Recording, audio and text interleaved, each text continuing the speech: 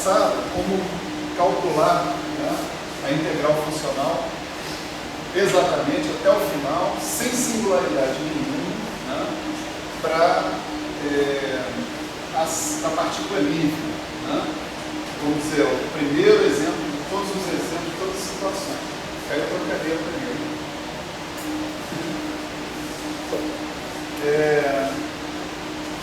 Então, a gente foi apresentado uma situação onde nós calculamos um objeto, que era uma integral, né? Ou seja, um tipo de soma, né? Um tipo de soma contínua, sobre objetos que dependiam, a especificação desse objeto dependia da especificação de uma função inteira, certo? Isso aqui, né? Assim, esquematicamente falando, a gente calcula uma coisa assim: integral dx da exponencial de isso, vou pegar cortado, s de x. Né? Esse s de x era a ação, né?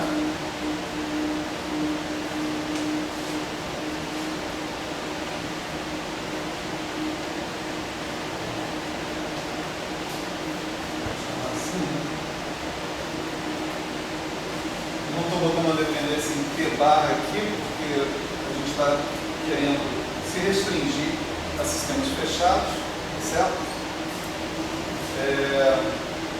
Você vê, como é que é a regra para eu obter esse S de x? Eu tenho que conhecer a função inteira, x de t. Você tem que me dar uma função x de t, aí eu pego essa função x de t, coloco aqui dentro dessa integral e tiro um número. Certo? Então, esse S, né, é um cara que pega uma função x de t e leva um número real. Certo? Portanto, ele é um funcional. Não necessariamente um funcional linear, mas é um funcional. Né?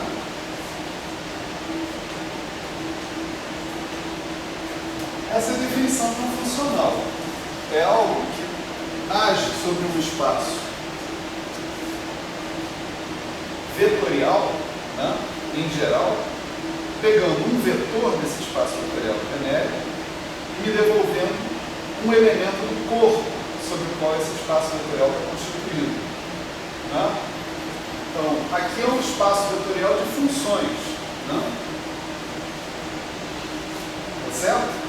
Eu posso instituir a estrutura de espaço vetorial sobre um conjunto de funções. Então, as funções formam um espaço vetorial.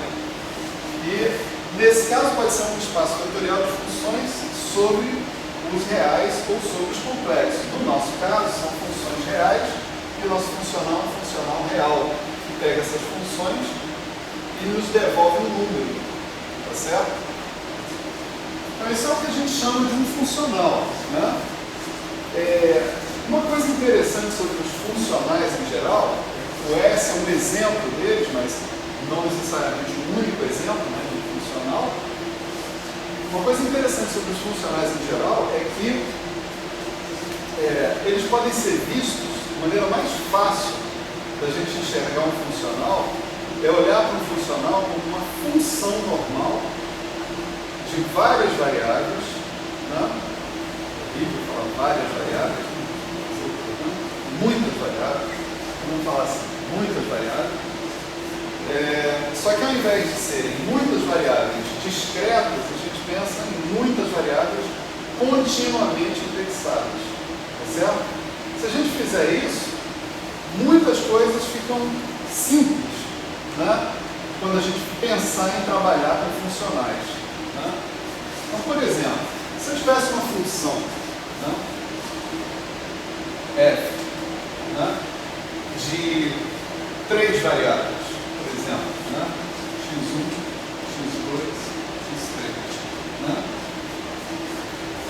Eu imaginasse, por exemplo, né, fazer uma expansão em série de Taylor dessa função f em torno de x1, x2, x3 igual a 0. Né? Como é que eu faria essa expansão? Eu sei fazer isso, né? Sem maiores problemas. Isso é f, por mais, né, somatório em I, né, de df dxi, né, calculado em x1, x2, x3 igual a 0, vezes xi. É isso? Se eu quisesse até segunda ordem, colocava o termo aqui no seu número fatorial, somatório em I, somatório em J, D2F, dxi, dxj, calculado em todos os x iguais a 0, xi, xj, mais etc. Então não tem dificuldade nenhuma em fazer uma expansão de Taylor, né? De série de Taylor, numa função de 3 variáveis, ou de 4, ou de 5, ou de 6, ou de 7, ou de n variáveis, né? Essencialmente, é essa fórmula que eu tenho aqui. A única diferença é que aqui o somatório vai de igual a 1 até 3, e no caso da função de n variáveis, o somatório iria de igual a 1 até n. Tá certo? Agora, você vai fazer o seguinte, vamos imaginar um funcional, né, f de que ele é um objeto desse tipo, é um cara que pega uma função, né, e me devolve um número, né? Então, um funcional f de x, né, eu vou imaginar esse funcional como algo que depende de todos os valores dessa função. Tá certo? Então, ele vai ser uma certa função, né? O funcional vai começar a ser visto por mim como uma certa função de um número infinito de variáveis, né? Então, aqui eu vou chamar de P, X, P barra, X, P barra barra, onde T barra são simplesmente pontos diferentes, né? Ok? Isso aqui é uma outra forma de eu ver o funcional. Eu dizer o seguinte, para ele especificar o funcional completamente, para dizer qual é o valor, né, ao qual o funcional me conduz a minha função, né, da qual ele depende, eu preciso do valor da minha função em todos os pontos do qual ele depende. Né? Então, um exemplo de funcional, por exemplo, f de x, né, seria, né, um exemplo bem comum, né, integral em dt de, sei lá, d1 de d2, por exemplo, né, de x de t. Vocês concordam comigo, né, que isso daqui é um funcional que está me mandando fazer o seguinte, x de t1 mais x de t mais x de t barra mais x de t barra barra mais até x de t2. Embora essas reticências aqui indiquem infinitos, né, termos ali. Né? O funcional indicado aqui é simplesmente uma soma. Tá certo? Se faltar o valor da função em qualquer um desses pontos aqui, eu não tenho o valor dessa soma. Gente, vamos só deixar aquela porta aberta, porque a coisa está feia aqui dentro. Esse ar-condicionado.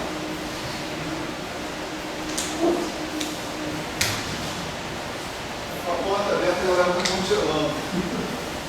A porta fechada, então não sei o que vai acontecer. Tá certo? Então, nosso funcional é um cara que depende de todos os valores da função em todo o seu domínio, né? Vamos dizer assim, para ser especificado. Você precisa de tudo isso, né? Então, se você vê um funcional, né? Esse é um exemplo, né?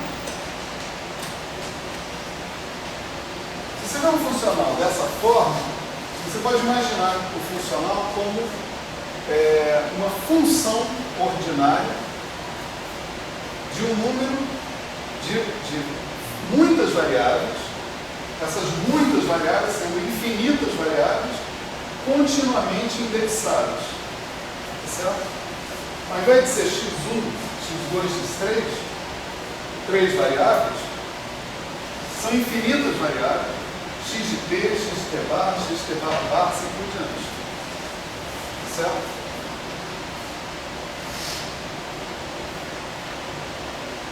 Aí eu posso me perguntar a mesma coisa. Como é que eu faço, por exemplo, para eu expandir esse funcional em série de Taylor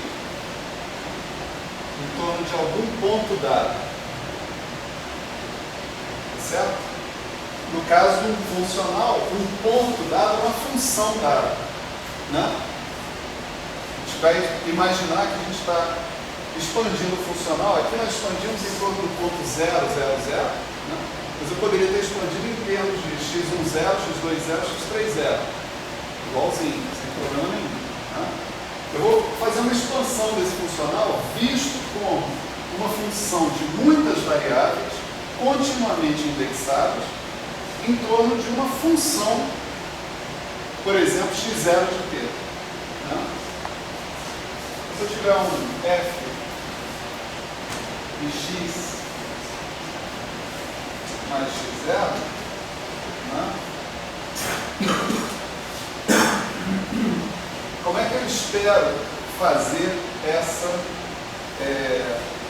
expansão? Se eu for copiar o que acontece com as variáveis discretas, né, originalmente, a expansão desse funcional, o primeiro termo vai ser o próprio f de x, né? Desculpa, f de x0. Né?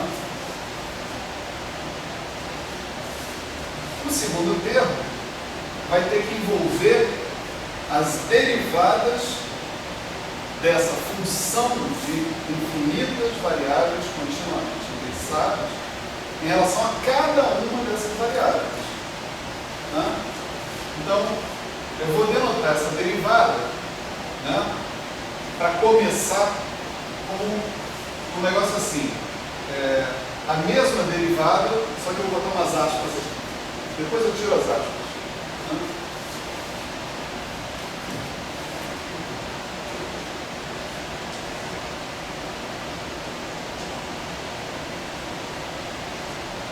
Aqui o x de t genérico é uma das infinitas variáveis da qual esse funcional depende, certo?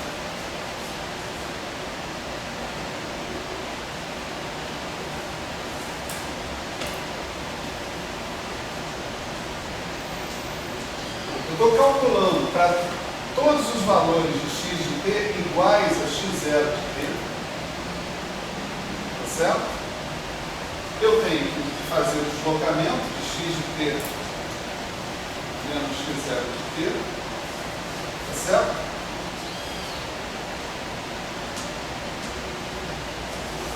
E eu tenho que somar sobre todas as variáveis em relação às quais eu estou tomando essa diferenciação. Só que essas variáveis são continuamente indexadas. Elas não são discretamente indexadas. Se elas fossem discretamente indexadas, eu usaria esse símbolo de soma. Mas são continuamente indexadas, eu tenho que integrar, né, esse cara, né, supondo que a faixa de variação do mínimo, né, seja de um certo T1 até um certo T2, eu integro em dt. Tá certo? Essa derivada aqui funciona perfeitamente bem, né, com exceção da coisa que eu tenho que lembrar, né, de que eu não estou derivando em relação a variáveis discretamente indexadas, sim em relação a variáveis continuamente indexadas. Para me lembrar isso, me livrar dessa notação incômoda de aspas aqui, né, eu vou substituir esse derronde por um delta.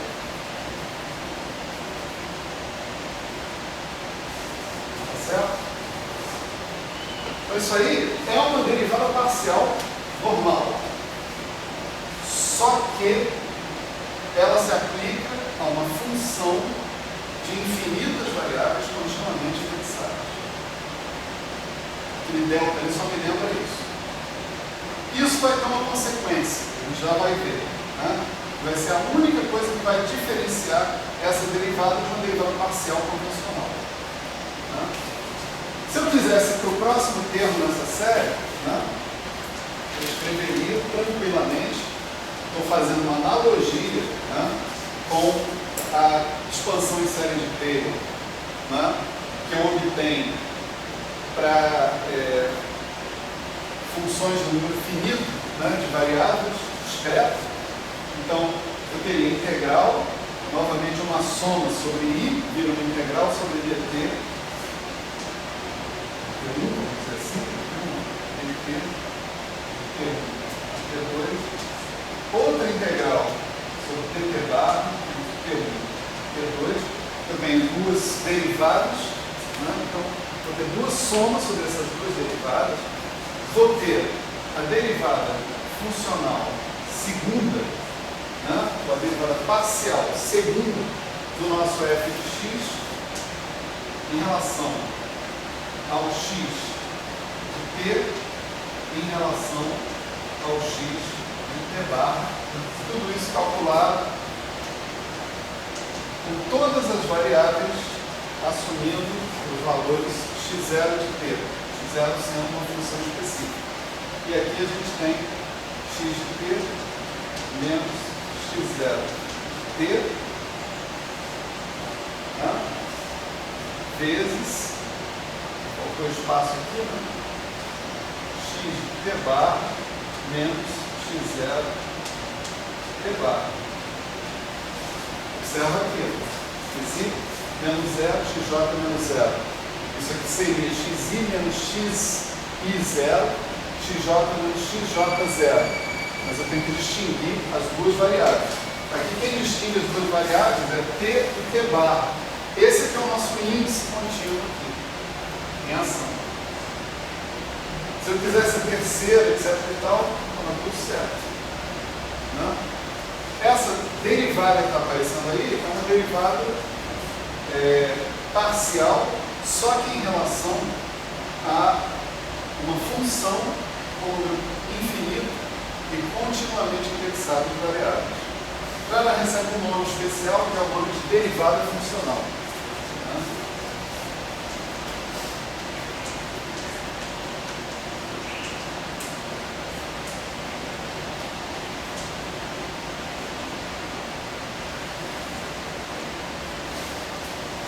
Certo? Ela é absolutamente igual à derivada parcial convencional. Ela só tem um lugar, um momento em que ela é diferente. Né? E ela é obrigada a ser diferente por analogia, justamente por essa analogia que a gente está fazendo aqui. Né? Se você, né, calcula, por exemplo, a derivada de xi em relação a xj, né,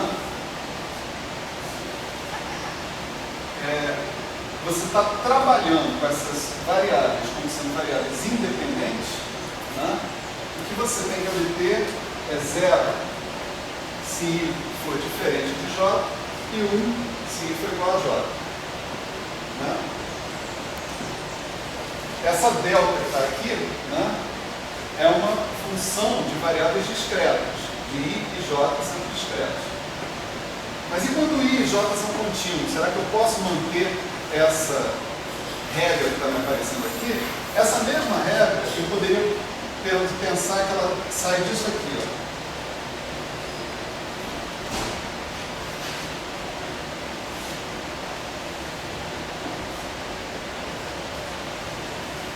Se esse somatório das minhas variáveis faz sentido, isso daqui teria que me dar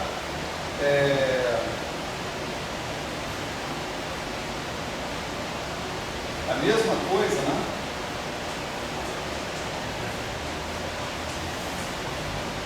Que isso, como as variáveis são independentes, isso me dá isso aqui me dá 1. Né? Porque nessa soma sobre i eu estou considerando também o termo I igual a J, necessariamente. Tá? Então eu posso pensar numa coisa análoga, né?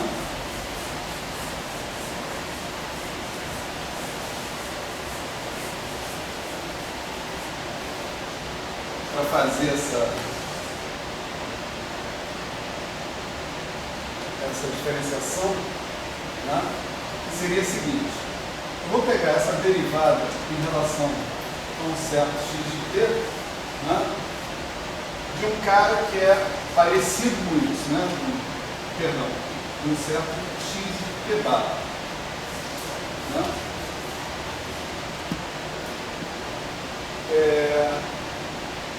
Isso tem que ser consistente com eu poder escrever x de t bar como sendo, agora que eu estou vendo que o meu exemplo não está legal aqui não. Né?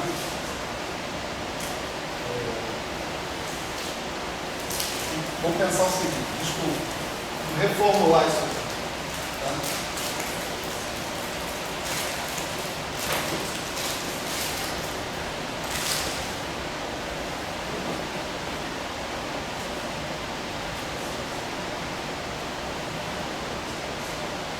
Então, se eu entrar com essa derivada dentro desse somatório, o que eu vou obter aqui vai ser dxk dxj delta kj, e isso dá somatório em cada de delta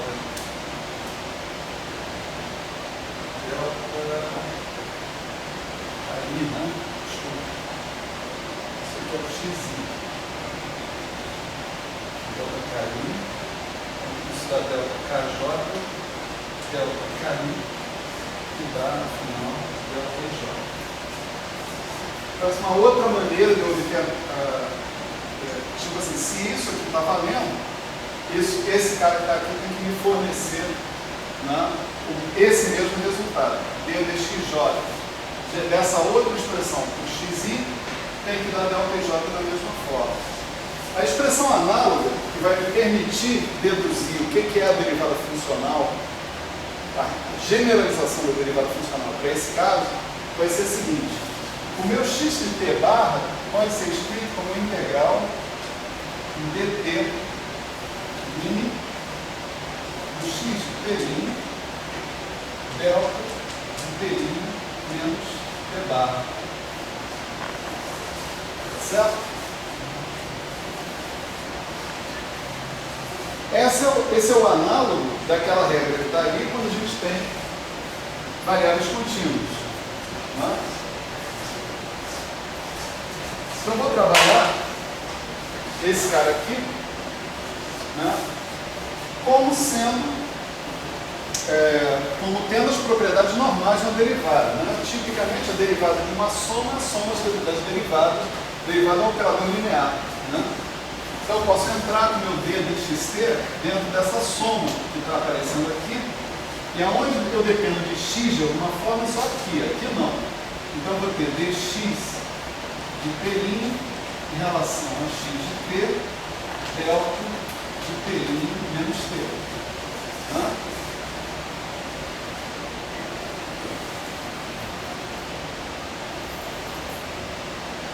Agora, a maneira de eu trabalhar com esse assunto que está aqui, né, vai ser o seguinte: aonde eu dependo dentro da soma de x de t, a minha derivada em tese vai dar 1. Aonde eu dependo, onde eu não dependo de x de t dentro dessa soma, minha derivada tem que dar 0. Né? Como eu tenho uma integral aqui e uma função delta, eu não posso relacionar isso simplesmente com uma delta de Kronecker. Se eu fizer isso, eu obtenho um resultado absurdo ali dentro. Eu não posso colocar uma delta de Kronecker de x de t com x de t'. Então, a maneira consistente de eu fazer isso é impor que isso que está aqui seja uma delta de Dirac. Certo? Se eu impuser isso, eu chego exatamente uma generalização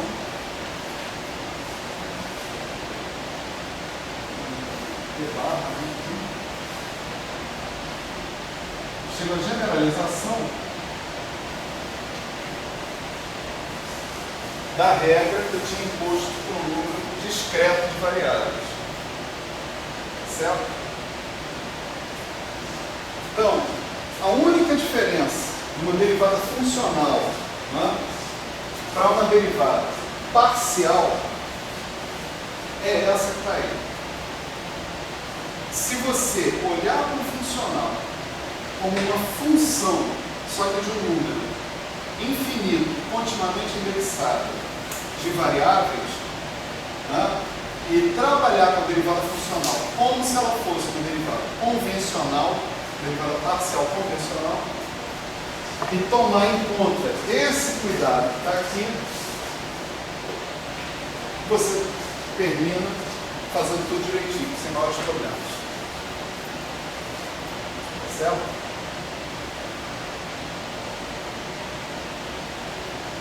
Um exemplo aqui, né? Por exemplo, seria você derivar funcionalmente aquele funcional que a gente colocou ali, né? Então, se você pegar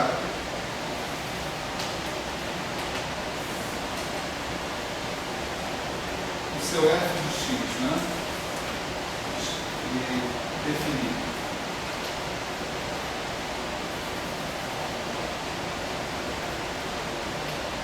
pegar o dt de x de dt, você pode calcular df de x dx de um certo t barra, isso vai dar d a dx de t barra da integral t1 a t2 dt do x de t, certo? Novamente eu posso entrar com minha derivada funcional dentro de uma soma, mesmo que ela seja contínua, né? Isso vai dar integral dt T1 a T2 dx de t dx de t bar. Aqui eu uso a minha regra, isso dá delta de t menos t barra menos t nesse caso, né?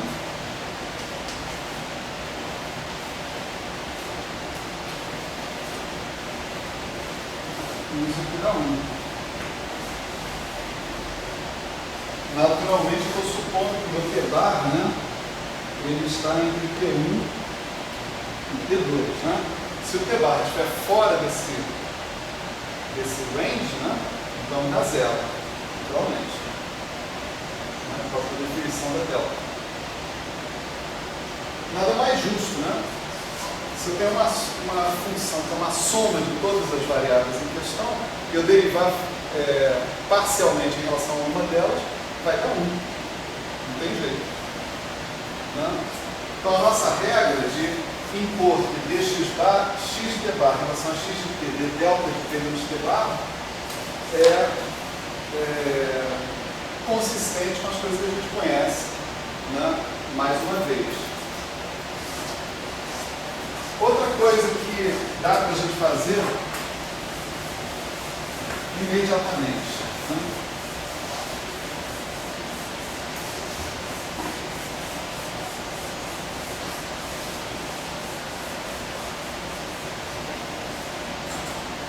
Outro exemplo. Né? O que dá d de x de t bar, né?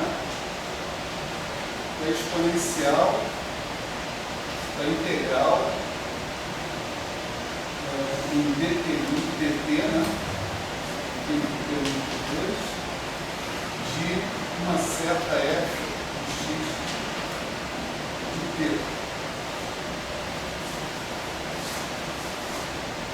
Aqui eu estou arrumando uma f de x de t e uma exponencial dessa integral de sabe quanto. Eu estou fazendo com dependência composta de x de t, bem claro. Vou lembrar da minha definição de derivada funcional como derivada parcial normal. Tá certo? Então funciona tudo que eu conheço com a derivada parcial. funciona a regra da cadeia, funciona a regra de Leibniz, funciona tudo. Tá certo? A única coisa que eu tenho que fazer é chegar no final, né, e usar essa regra, a generalização dessa regra que está aqui, que é essa regra que está aqui. Né? Então vamos lá. Se eu derivar exponencial, dá a própria exponencial.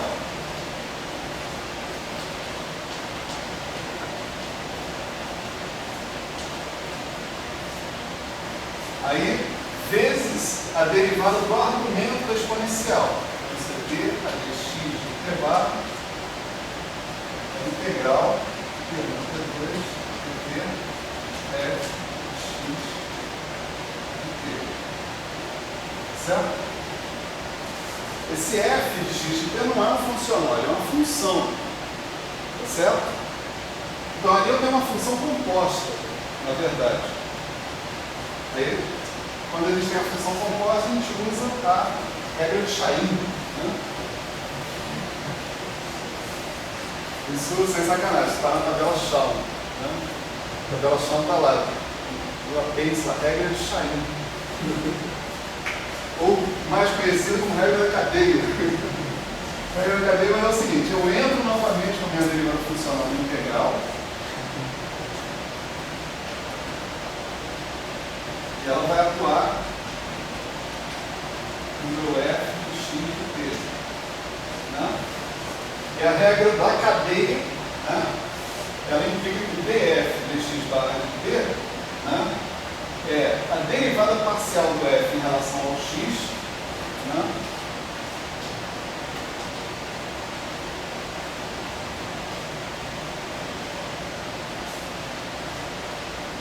veja, o f é alguma coisa como x ao quadrado, x ao cubo, x a quarto, sei lá.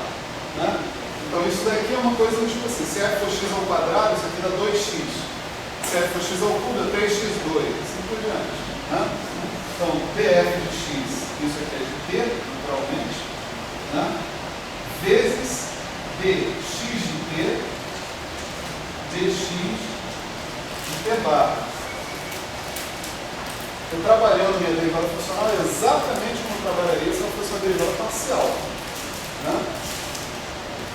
dx de t, dx de t barra é aquela delta de t menos t barra que está ali.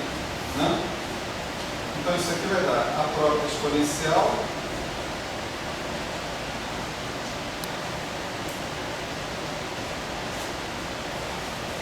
vezes a integral em dt de df dx de t, delta de t menos t barra, ou seja, você vai ter df dx de t barra, se o t barra pertence ao intervalo T1 T2, senão dá zero.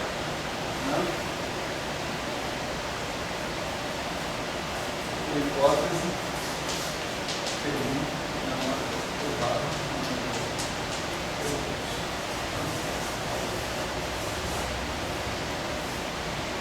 Então você vê, olha, toda vez que eu pego um funcional e faço uma derivada parcial em relação a uma das infinitas variáveis continuamente indexadas, o resultado final ele é a função, né, desse ponto que indica em relação a qual dessas variáveis continuamente indexadas eu fiz a derivada. Então se eu tenho d dx de t barra daquele funcional, o funcional vai se transformar numa função de t barra. Tá certo? Essa é uma consequência do que a gente está tirando daqui. Né? Uma função de t barra.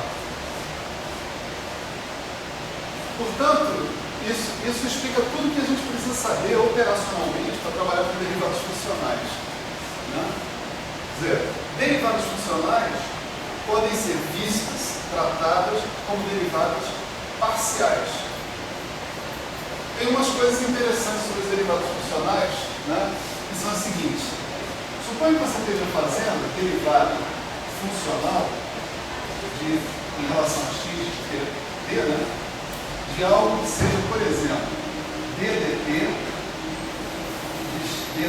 barra de x de t barra.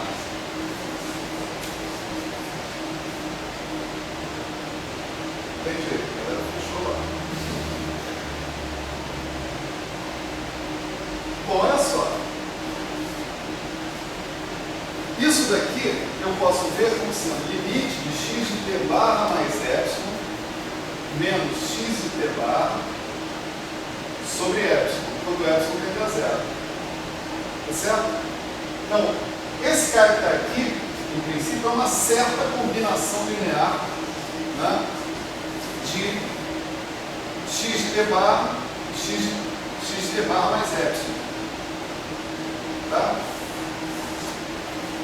Eu posso, portanto, pegar e comutar esse cara com essa operação de derivada, atuar dentro da combinação linear. Tá? Então, isso aqui vira d de t barra de d de x de t de x de t barra. Tá? E dx de t barra dx de t eu já sei quanto é. Né? É o que eu chamei de delta de t barra. Então, se eu tiver derivando funcionalmente em relação a uma derivada da minha variável, né, o que eu tenho é uma derivada de delta dentro da história. Né? A derivada funcional, ela pode ser super útil, né, em várias situações, mas tem uma situação que é aquela diretamente útil, né, todo mundo já passou por essa situação, que é como enxergar as equações de movimento de um determinado sistema mecânico, vamos dizer assim. Né? Então vamos supor, o sistema mecânico unidimensional, né, você tem uma ação, né? A ação x é igual, vamos imaginar aqui o seguinte, a gente tem a integral dt de t1 até t2, né, de uma certa lagrangiana, vamos chamar mx ponto ao quadrado sobre 2 menos d de x. Certo? O que é o tal princípio de minimação? Né? O princípio de minimação é você dizer o seguinte, que esse S, né, princípio de minimação, né, se x é x clássico de t, ou seja, se esse x é a solução clássica das equações de movimento do seu sistema, né? Ou seja, se esse x é a trajetória efetiva que o seu sistema toma durante a sua evolução dinâmica, né? Isso implica que S de x clássico é mínimo. Tá certo? Mas o que significa isso em termos de derivadas parciais, né, de uma certa função? Né? Por exemplo, se você tem uma função de uma variável, você vai dizer que essa função é mínima num certo ponto x0, se a derivada dessa função em relação a x calculada em x igual a x0 for zero. Não é isso? Se você tiver uma função de muitas variáveis, você vai pedir que a derivada parcial dessa função em relação a qualquer uma dessas variáveis, calculada no ponto x0, y0, z0, por exemplo, se for 3 dimensões, seja zero. Tá certo? Aí você vai dizer x0, y0, z0 é o ponto de mínimo dessa função de muitas variáveis. Se eu fizer um gráfico dessa função, nesse lugar aqui vai aparecer pelo menos um mínimo local. Certo? Se eu extrapolo essa noção, eu vou dizer o seguinte, um funcional vai ser mínimo, né, se a derivada funcional desse funcional em relação a qualquer uma dessas variáveis continuamente indexadas, em relação das quais ele depende, for zero. naquela função específica, x igual a x clássico. Então eu vou imaginar o seguinte, meu funcional, S de x, né, ele tem uma expansão de Taylor funcional, né, que eu vou escrever de modo análogo ao que eu tinha lá atrás, é o S de x clássico, né, mais integral T1, T2, né, de ds dx de t em x igual a x clássico, que multiplica x de t menos x clássico de t mais 1 sobre 2 fatorial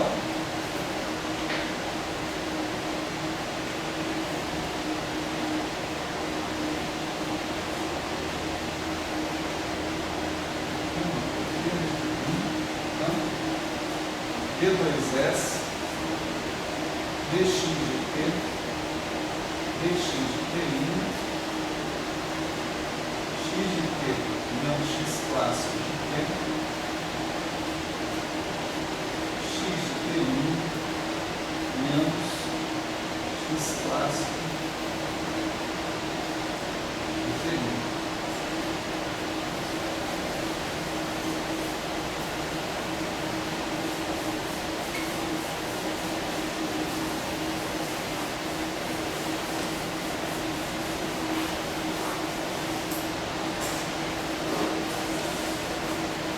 Então, o que diz o meu mais, né, etc. Né? Mas todas as ordens que estão aqui. O que o princípio de minimação está me dizendo, né, é que esse cara tem que ser mínimo. Esse cara aqui tem que ser mínimo. Se ele é mínimo, por extensão do conceito de derivada parcial, isso aqui tem que ser zero. Então eu tenho que tirar aqui ds dx de t em x, S de x, né, igual x de t igual a x clássico de t igual a zero. Eu posso olhar para essa equação aí como sendo as equações de movimento do meu sistema físico. Né? Para fazer isso, vamos calcular, nesse exemplo particular aqui, né, nx ponto ao quadrado sobre 2, usando as regras que a gente já tem concedidas aí. Né? Então, quem é a derivada funcional do S em relação a x de t? Vai ser, isso aqui vai ser integral em dt, T1, T2, né? Aqui eu tenho que botar um dt, né, para confundir uma coisa com a outra. Então, d a dx de t, de 1 meio de n x ponto ao quadrado menos dx, né? Agora, isso aqui eu sigo todas as regras que eu falei antes, né? X ponto é alguma função de x, né? Tá certo? Então, primeiro eu vou derivar em relação a x ponto, depois derivar x ponto em relação a x. Né? Então, isso é integral de T1 até T2, dt', 1 meio de n, derivada disso aqui em relação a x ponto, vai dar 2x ponto. Então esse 1 meio cai fora, vai ficar nx ponto, né? E aí eu vou ter a derivada de x ponto de t' em relação a x de t, menos, né, dv dx t', a derivada do v em relação ao x t' e a derivada funcional do x t' em relação ao x t. Tá certo? Esse cara que está aqui, a gente já identificou como sendo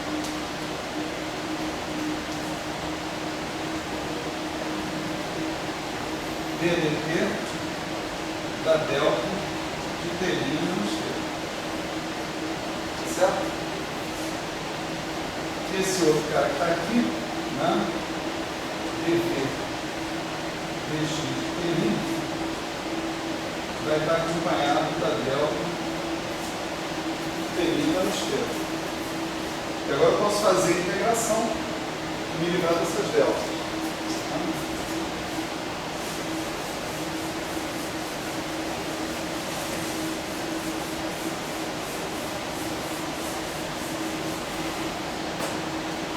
O resultado ali vai ser m, um ponto só, desculpe, né? Desconto, né? Eu estou integrando uma certa função de t com uma derivada de delta. Isso vai dar menos a derivada dessa função de t no ponto t igual a t, tá certo? Então isso daqui vai dar menos m x dois pontos, né? Menos dv dx. E o que o princípio de minimação pede é que isso aqui seja igual a zero. Então eu terminei com isso aqui, né?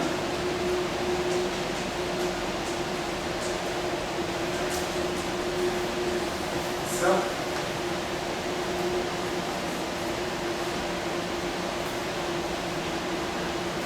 Então, se você tiver uma lagrangiana, né, você pode diretamente, se você quiser calcular as suas equações de movimento, oriundas dessa lagrangiana, pegar e calcular a derivada funcional da sua lagrangiana em relação às coordenadas generalizadas que você tiver lá dentro. Certo? Com isso, você está automaticamente aplicando o princípio de minimação. Você está dizendo, a minha ação ela tem que ser mínima em relação quando eu tiver a configuração, né, clássica, né? Aqui faltou uma coisinha, né?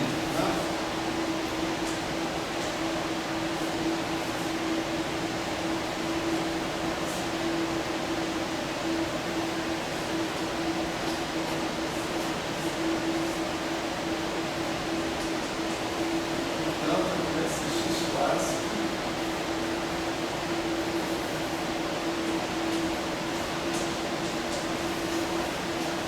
Ou seja, isso aí não vai valer sobre qualquer x. Isso vai valer só para um x clássico que seja a solução dessas equações de movimento também. Né? Isso todo mundo já está consciente, né, dessa história. Essa derivada dessa delta aí que acho que não existe, né? Não? A derivada da delta. O que tem? Isso existe. Não? Eu acho que Você nunca ouviu falar da derivada da delta? Sério mesmo?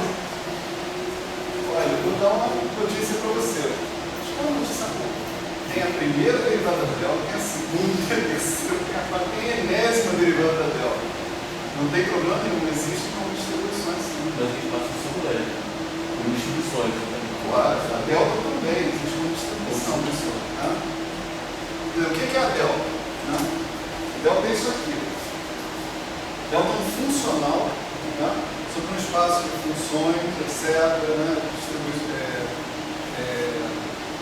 e faz o seguinte, esse funcional, essa delta, atuando no F, essa definição da delta como funcional, genericamente. Ela te dá o F, vamos chamar aqui de delta de x0, né? Dá o F de x0. Tá? A derivada da delta, né, pode ser definida exatamente da mesma maneira. Né? Ela só te dá menos F' de x0. Segunda derivada da delta, né, F duas linhas de x0, sinais alternando. Por quê? Porque você trata a delta implicitamente como se ela fosse uma função a ser integrada por partes. Né?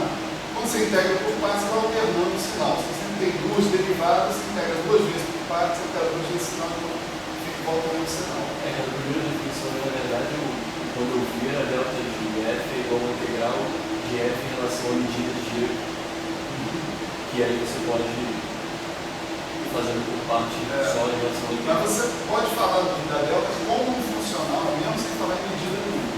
Tá? Um funcional, sobre um espaço de funções. Aí você tem que escolher o espaço de funções integráveis, lá, não sei o que. Se você quiser.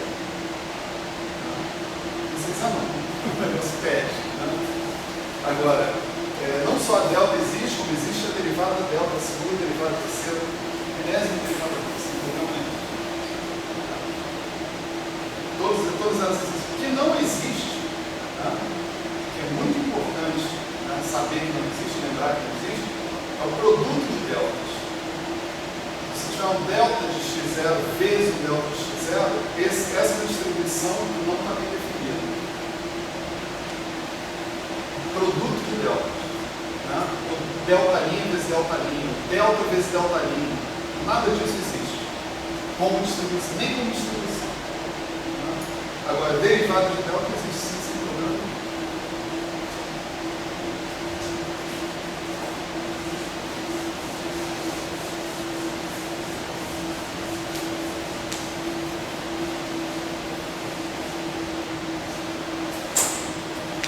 Bom, deixa eu ver. Estou falando sobre as derivadas funcionais, né? E agora nós vamos voltar para as integrais funcionais, certo? E aqui, deixa eu tentar demonstrar para vocês um teoremazinho, pequenininho, mas de importância fundamental, né?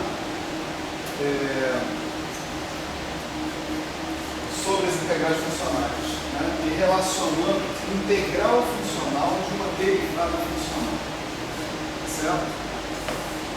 Vamos ver se a gente chega nesse cara aqui, né?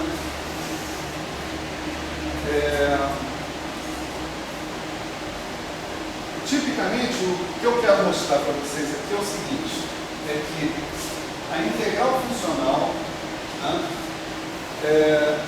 Eu vou usar aqui uma variável genérica, tá certo? Φ de t, vamos dizer assim. Então, integral funcional em relação a assim, φ, tá certo?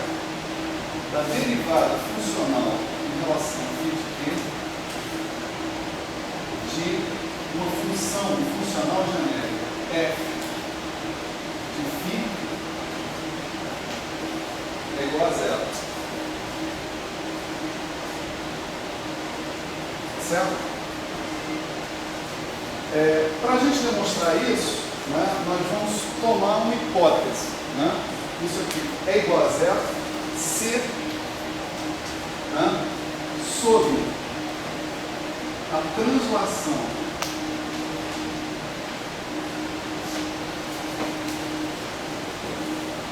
φ em φ mais φ0, certo? Φ de t indo em φ de t mais φ0 de t, tá certo?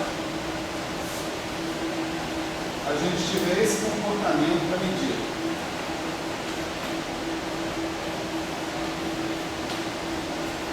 Ou seja, se a medida funcional for invariante translacional, por translação eu estou definindo isso aqui, tá certo? Então eu tenho aquela identidade que está colocada ali em cima.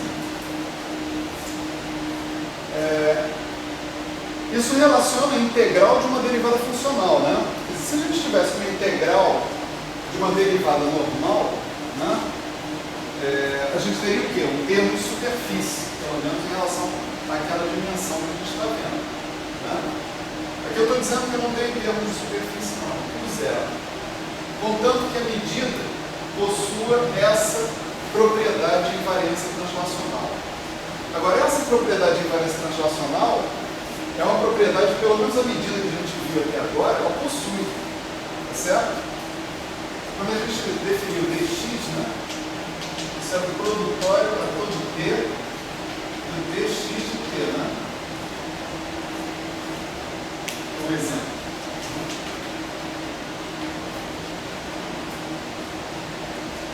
São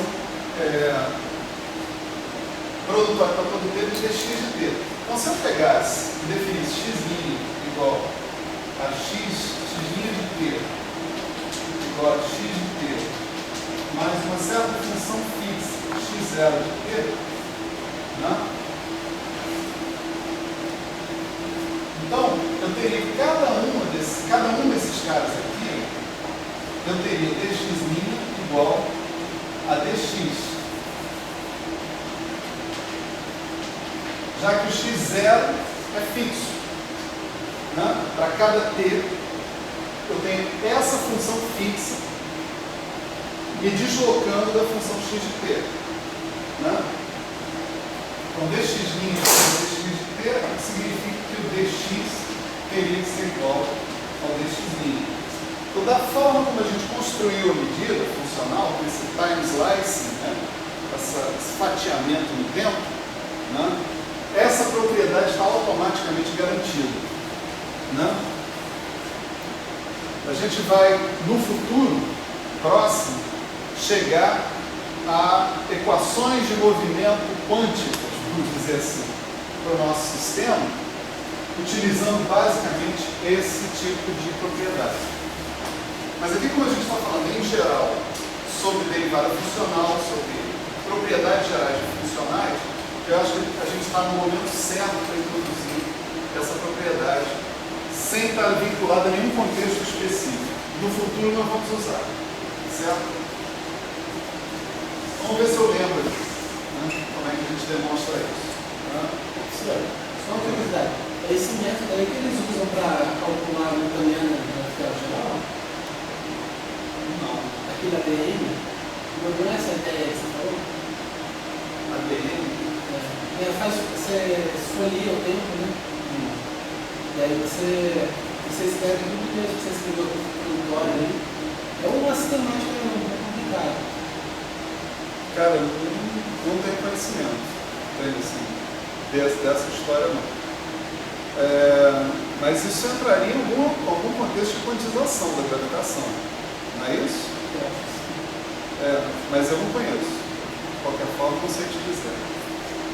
Tá? Aqui eu tenho, né, é um negócio bem simples, né, que a gente está falando. Né? É que se eu tenho invariância translacional da medida, essa identidade aqui vai acontecer. Certo? Então, agora eu lembrei. Vamos lá. Só aproveitar enquanto está fresco na memória. Né? Vamos supor o seguinte, vamos supor que eu considere a integral de φ de f de φ. Né? Se a medida é invariante ou não, né? Tanto faz, isso aqui é igual a integral em relação a φ mais f, φ mais f. Isso aqui é uma simples questão de eu reindexar a minha variável de integração. Certo? Vou chamar de φ mais epsilon. Tá certo? Integral de dφ de f de φ, integral de dφ de f de φ. Tá certo? E se a minha integral funcional tem que fazer sentido, essa reindexação tem que ser simplesmente invisível. E a gente vai considerar o caso particular em que o epsilon é infinitesimal. Né?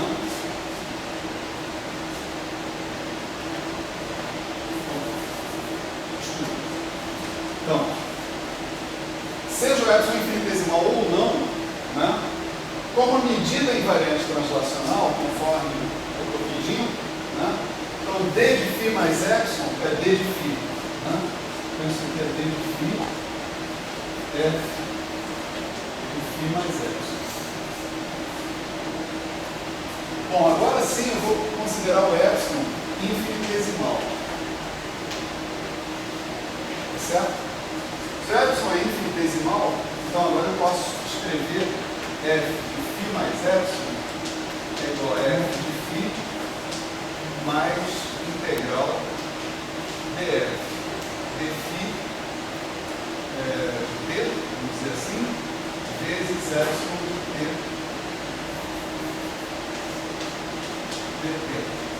vou ficar escrevendo os limites de integração, porque estou subentendendo que é P1 e P2. Né? Então, olha só, substituindo isso daqui aqui, nesse lugar, então eu tenho que integrar em dφ de f de φ é igual a integral dφ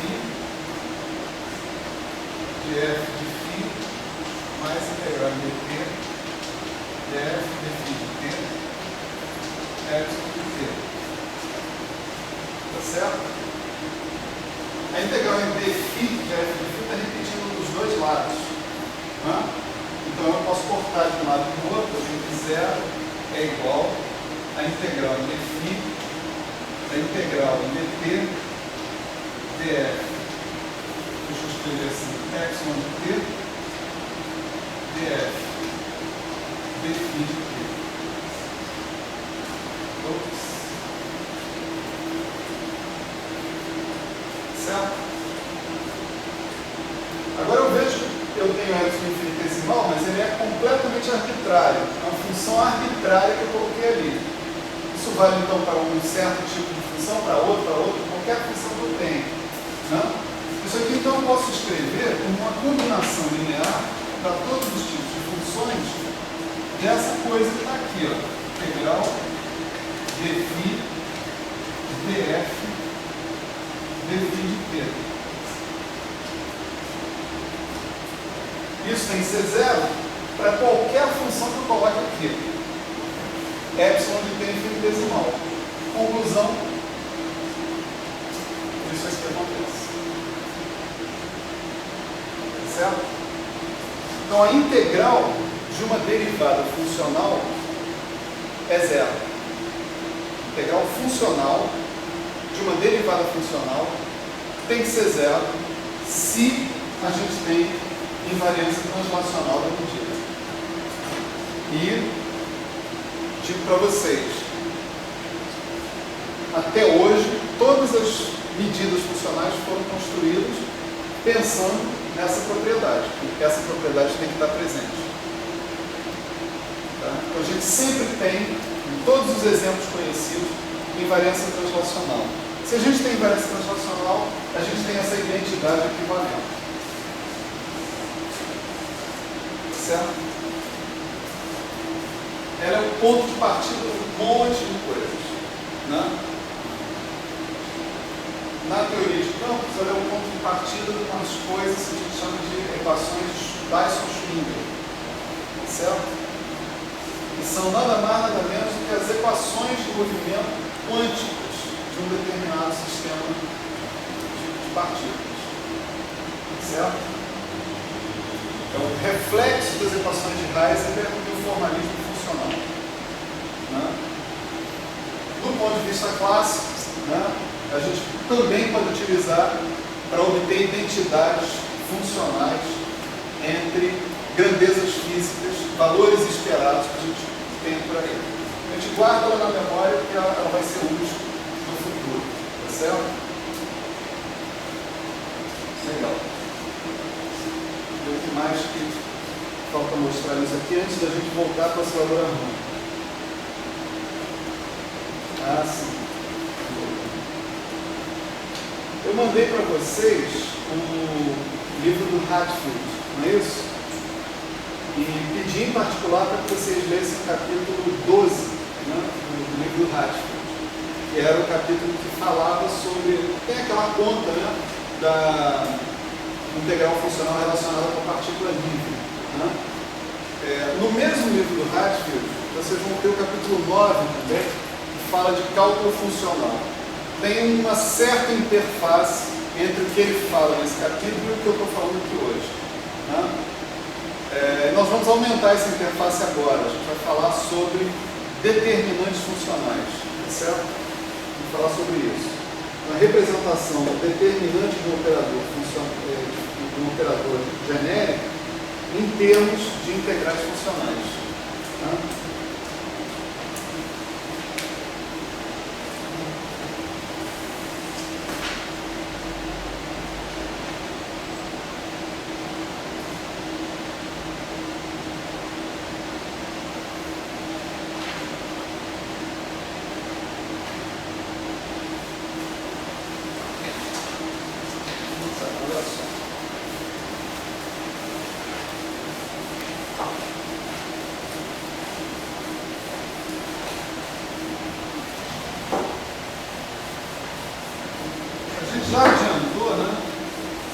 que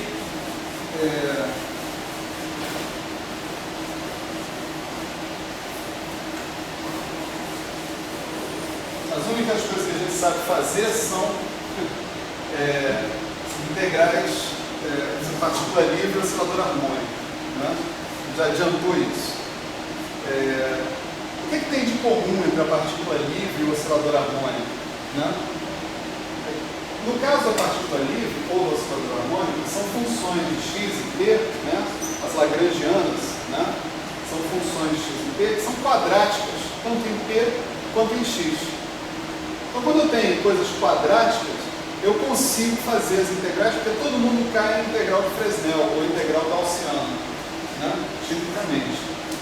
Então, na verdade, isso tem um comportamento genérico, né? Aparecendo aí dentro dessa história. E nós vamos agora tentar explicitar. Né? Vamos imaginar o seguinte. Né?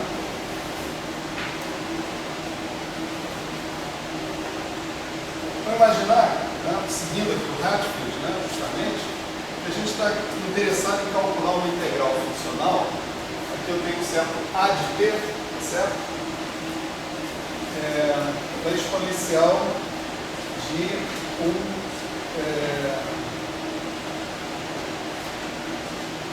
um certo funcional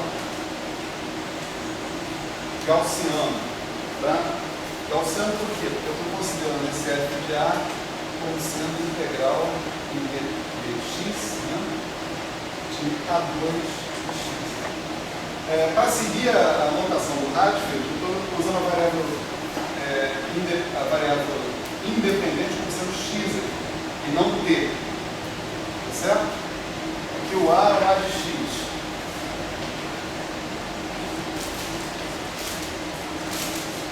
Tudo que a gente está fazendo até agora é para x de t. Né? Então, só peço para vocês para não misturar as coisas na cabeça. Né? O x aqui não é a variável de integração. O x é um parâmetro, né, do qual as nossas funções dependem. Essa coisa. Então, se eu quiser fazer essa integral funcional, né, a integral básica que eu vou precisar vai ser essa aqui. A integral de menos infinito a infinito dx, exponencial de menos alfa x, é raiz de π sobre alfa. Isso me recorda uma coisa que eu devia ter começado a aula por ela. Calma, pausa para a meditação. Na aula passada a gente chegou a um i ao quadrado, tá certo? Elevado a n, quando n tende a infinito, na expressão para propagador para partícula livre. Né? Eu falei, deixa eu ver se isso aqui não é um erro do Hatfield. E de fato é um erro do Hatfield. Né? Ele, no lugar onde tinha que ter menos i, ele botou um mais i. Então, na verdade, não há esse fator i ao quadrado elevado a n. É menos i vezes i que cancela, portanto fica 1 elevado a n e acabou. Tá certo? Se a gente seguir os cálculos do Hatfield com cuidado, você vai ver que onde ele erra isso aí é exatamente nas integrações sobre os momentos. Deixa eu escrever isso aqui para ficar registrado, inclusive na câmera. Né?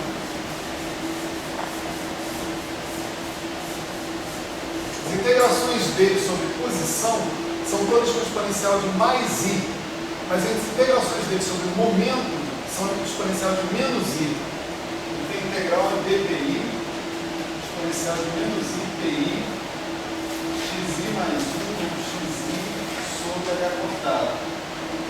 Aqui sobre 2π, né? H cortado. Então, quando o cara faz a integração sobre esse cara que está aqui, né? Aqui ele divide por epsilon e multiplica por epsilon, etc. E tal, tem aquela coisa. Esse cara que está aqui vai ser responsável por aquele fator de 1 sobre 2π i epsilon, etc. E tal. Só que o i que está aparecendo aqui é um menos i. Então, na integral de Fresnel, isso vai com sinal de menos. Esse fator que estava antes das integrais em x que ele fez é que está errado. Tem um sinal de menos lá. Estou explicando aquele problema do i ao quadrado elevado a n. Né? Lembrei disso. Não tem esse problema. Teve um erro no Hatfield, que ele não levou em consideração que nessa integral sobre os momentos, o fator era com menos i. Então, quando você cair, você quer menos i, então tudo bem, vocês cancelam e resolvido. Tá certo? Fica registrado, então, que a conta da aula passada não tinha essa fase arbitrária aparecendo por lá, não. Dependendo do gosto do freguês. Foi muito desagradável, né, realmente. Mas vamos de volta. Né? Eu lembrei disso porque a gente começou a fazer uma integral gaussiana aqui, genérica, né? E isso me trouxe para essa questão aqui. Né?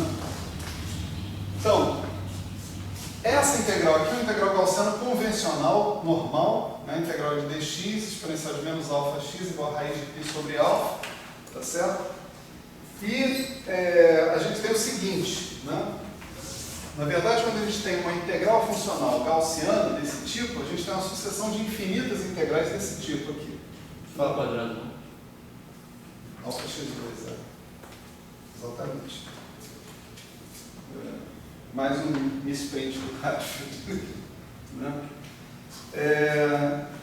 De modo que é o seguinte, se a gente tiver a nossa integral dA exponencial de menos integral de x de A2 de x, isso daqui pela nossa definição aqui, vai ser integral do produtório sobre x dA de x exponencial de menos, né, esse somatório em x de A2 de x. Aqui eu estou tomando a nossa integral em dx como esse somatório em x, para dizer o seguinte, que eu vou fatorizar cada um desses termos com a sua própria integral. Aí essa exponencial do somatório disso daqui vira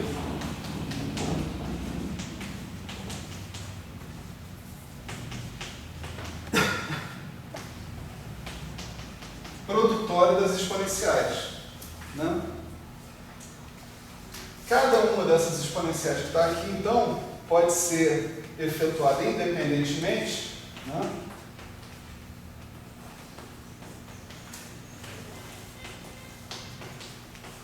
E o resultado vai ser, obviamente, singular, né?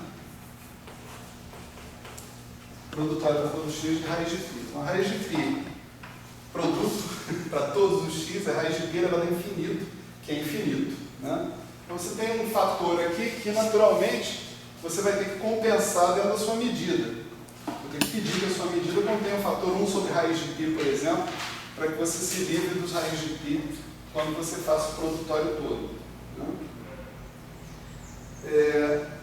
Se você agora avançar, né, para integral dA da exponencial de menos integral em dx de um certo alfa A2 de x, né, então o teu resultado vai ser produtório em x de raiz de π sobre alfa, certo?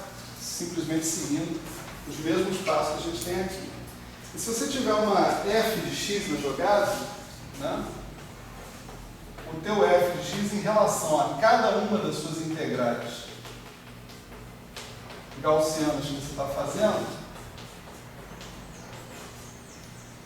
né, ele vai se comportar como sendo esse fator alfa, né, que está aí. Para cada uma das integrais gaussianas, o f de x é um número. Né? Então você vai estar com o produtório em x dos f de x também, dentro dessa história. Todos esses caras que estão aí, né, eles são, portanto, objetos singulares. Né? Se você fizer o produtório de raiz de π para todo π, para todo x, você vai obter infinito. Isso aqui também, muito provavelmente, você vai obter infinito. Agora, isso aqui é a chave para a gente entender, né, uma fórmula realmente importante envolvendo as integrais funcionais.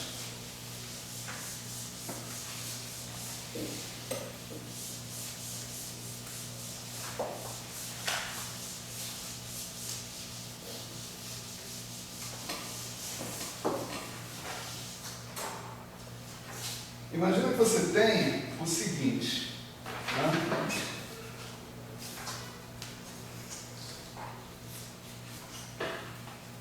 Imagina que você tem uma integral funcional, dA, da exponencial de menos integral dx dy a de x g de xy a de y.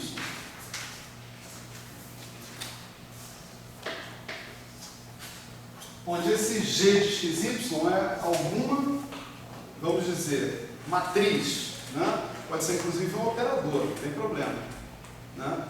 Função bilocal é de xy, ou algum operador atuando em cima de uma delta de x menos y, por exemplo, pode ser um g de xy, pode ser uma função normal. O fato é que isso daqui você pode enxergar como uma matriz no espaço, uma matriz com entradas contínuas, tá certo? G1, G12, G13, G14, não, G de xy, G de x'y, linha, assim por diante, é uma matriz, né?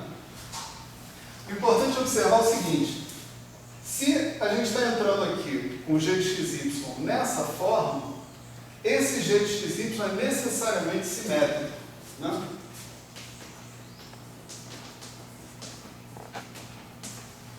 Por quê? Porque A de x vezes A de y é igual a de y vezes A de x. Então, se você tiver um G de xy que seja antissimétrico, essa soma sobre x e y vai dar necessariamente zero. Vamos mostrar isso aqui, né? Eu posso sempre escrever integral de dx dy de A de x A de y g de xy como sendo 1 meio de g de xy mais g de yx menos mais 1 meio de g de xy menos g de yx. Certo? Tudo que eu estou fazendo aqui é somar e subtrair g de yx, né? Dentro desse cara. Só que agora o comportamento desse objeto aqui, vamos chamar isso aqui de A de xy, e esse aqui de S de xy, né? O comportamento desses dois objetos é completamente diferente se eu troco x por y. Esse aqui, né, é igual ao S de yx, e esse aqui é igual ao menos A de yx. Certo? Um é simétrico pela troca de x por y, o outro é antissimétrico pela troca de x por y. Né? Vamos ver o que acontece com esse segundo aqui. Né? Se eu fizer integral em dx, dy, de A de x, A de y, A de xy, isso daqui é a mesma coisa que a integral em dx, dy, do A de y, A de x, A de yx. Concorda? Na verdade, eu deveria trocar isso aqui também. dy, dx. Supondo, né, aquelas suposições de sempre, que a integral é regular, está bem definida, ela existe, etc. e tal. Integrar primeiro em dx, depois em dy, e primeiro em dy, depois em dx, dá a mesma. Então, isso daqui é integral em dx, dy. O A de x e o A de y, em princípio, são funções, não tem nada impedindo elas de comutarem, viram A de x, A de y. E o A de yx eu já vi que ele é antissimétrico, né? Então ele é o menos A de xy. Né? Então a coisa que eu tinha anteriormente é menos ela mesma. A única solução é que essa coisa seja zero. Né? Portanto, se o g de xy não for igual a g de yx, a única parte dele que vai sobrar é a parte simétrica, ali dentro, né? Aqui dentro dessa expressão. Porque a parte antissimétrica vai ser anulada por essa operação algébrica que está aqui. Né? Então, beleza. coisa que é válida para matrizes de dimensão finita e que nós vamos supor que seja válida também para matrizes de dimensão infinita e contínua. Né? O que é válido para matriz de dimensão finita é o seguinte: toda e qualquer matriz simétrica pode ser diagonalizada por uma transformação ortogonal. Tá certo? Quer dizer, se você tem uma matriz G e J que é simétrica, então existe uma transformação ortogonal, né? Vamos chamar